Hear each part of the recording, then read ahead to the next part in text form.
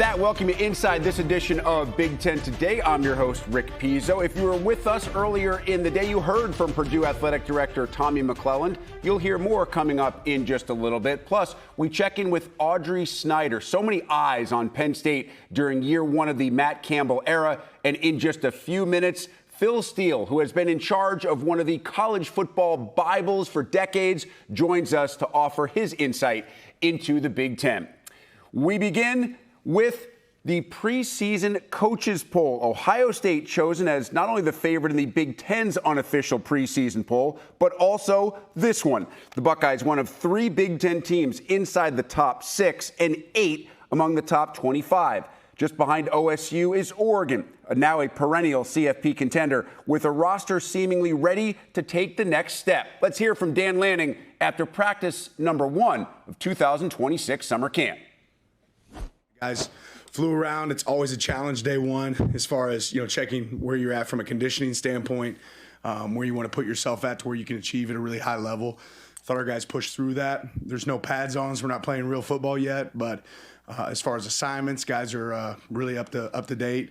Challenged some guys with different positions, their flexibility, the more they can do for the team. I think the first day is a little bit survive almost always for guys, the first day. So that's part of it. That's part of the challenge that'll come out going into second practice is, okay, you were able to make it. Who'd you bring with you, right? And I think some of that's got to show up even more.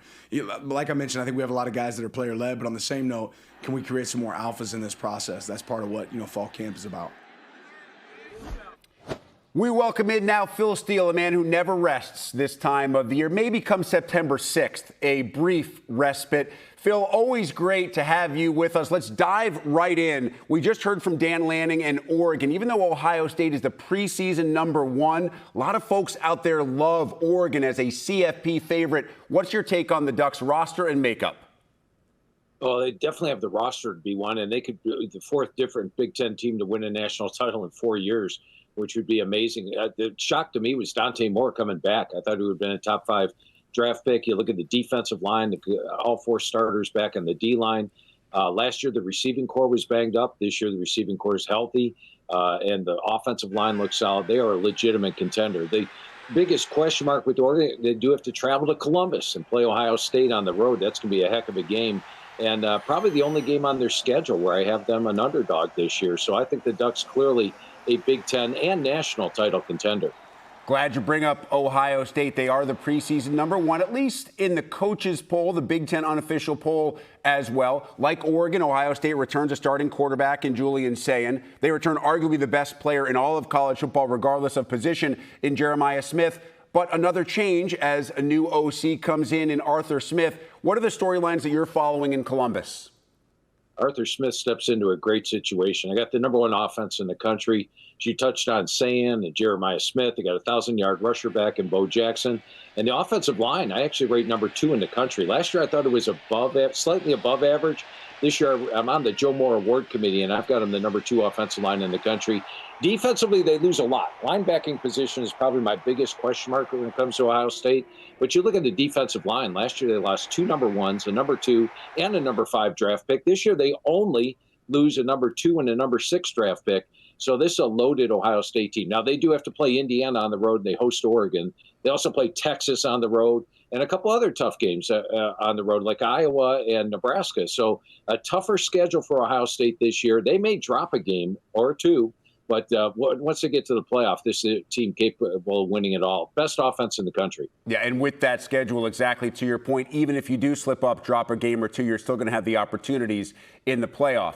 Indiana is the defending national champion. They lose the Heisman Trophy winner and the number 1 overall pick in Fernando Mendoza, though many thought that there would be a fall off at quarterback after Curtis Rourke left the year prior. So now Josh Hoover steps in to Mendoza's shoes. He's surrounded by a bunch of talent. I think obviously the biggest difference right now, Phil, is that if Indiana does something similar to what it has done the last 2 years, it's no longer even close to any kind of surprise. Yeah, go back to my first conversation with Coach Cignetti when James Madison was coming up from the FCS to the FBS. They lost not only the all-conference player of the year on offense at quarterback, but a second-team All-American. They had no experience coming back at QB. And I talked to Coach Cignetti. I'm like, Coach, you lose your star quarterback. You got no experience coming back. and you're moving from FCS to FBS. And so it's going to struggle a little, right? He's like, Phil, I've had an all-conference quarterback every year. I've been a head coach. I'm going to have one this year. And guess what? They did. And so I just take him at his word that they're going to have a great quarterback. He's got a great piece to work with here in Josh Hoover, 10,000 passing yards, ton of touchdowns, tremendous supporting cast.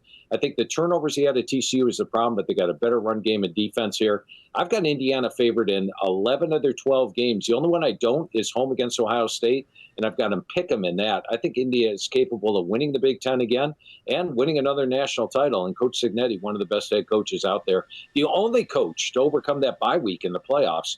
Playoff teams are 1-7 off a bye week, but Cignetti's 1-0.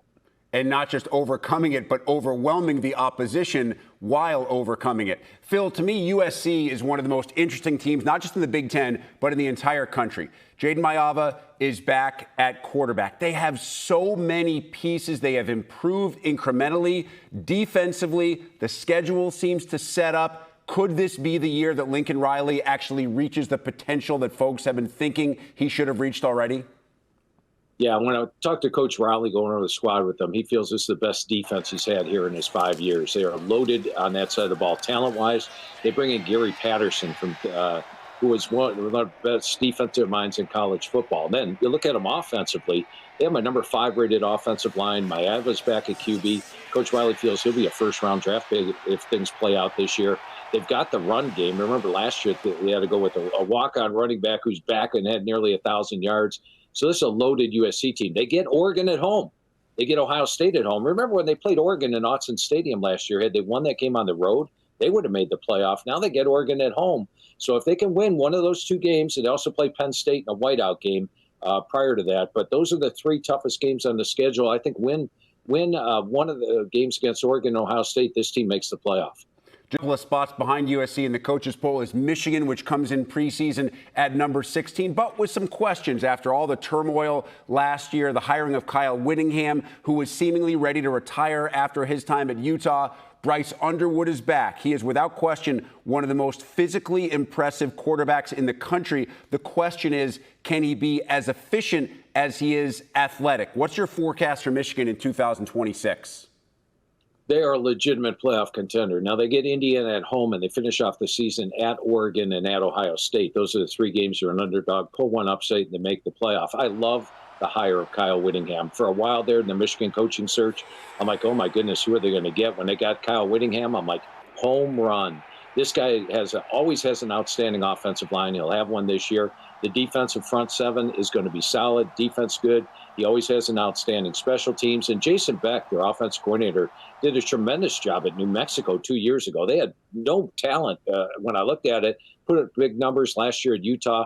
I think he'll develop Underwood. So this is a dangerous Michigan team. The home game against Indiana or winning one of those 2 at Ohio State or at Oregon is going to be the key to their season. I think Washington got a ton of national respect by being inside the top 20 preseason. Damon Williams is back after that much publicized foray into the transfer portal back in the spring. A lot of weapons. Jed Fish has a completely different situation than he had when he took over. These are now his guys. How good can Washington be?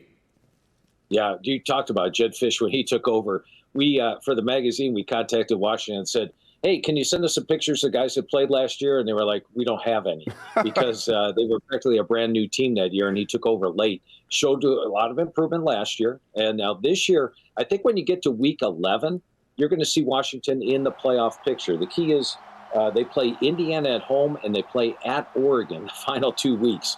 So we're going to learn if they can get there. But the Damon Williams thing, completely gone. I mean, this team is bought in. He is fully with the squad. And this is the most talented team that Fish has had. So I think a playoff contender once again. And how they do in those final 2 weeks is going to determine it. Finally, Phil, the Iowa Hawkeyes. Bet against Kirk Ferentz at your own peril. All the man does is continue to win games, doing it his way. Slower style football, the occasional explosive play, and rock-solid defense. Is there any reason for us to expect anything different in 2026? Yeah, Rick, I think you hit it right on the head. And any other team out there that loses, for example, on special teams, they lose their special teams coordinator, kick returner, punt returner, punter, and kicker. So naturally, you're going to be weak, right? I rate them top 10 special teams because of that man, Kirk Ferentz. And then also defensively, they lose a lot. But is Phil Parker still a defensive coordinator? I think he's one of the best in the game. Those two right there will take whatever you have. They lose their quarterback, big deal. I've got Iowa as a legit contender. And keep in mind, last year, they lost 4 games. They were within 1 play of winning all 4 games. So the top loss was all by 7 points or less. So I just think that the coaching staff right there is one where you don't worry about what they're putting on the field talent-wise from last year. They're going to be outstanding.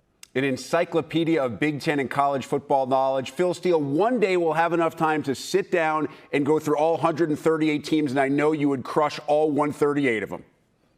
I love it. I love it. I enjoy watching the show each and every week, and each and every day I watch Big Ten Live.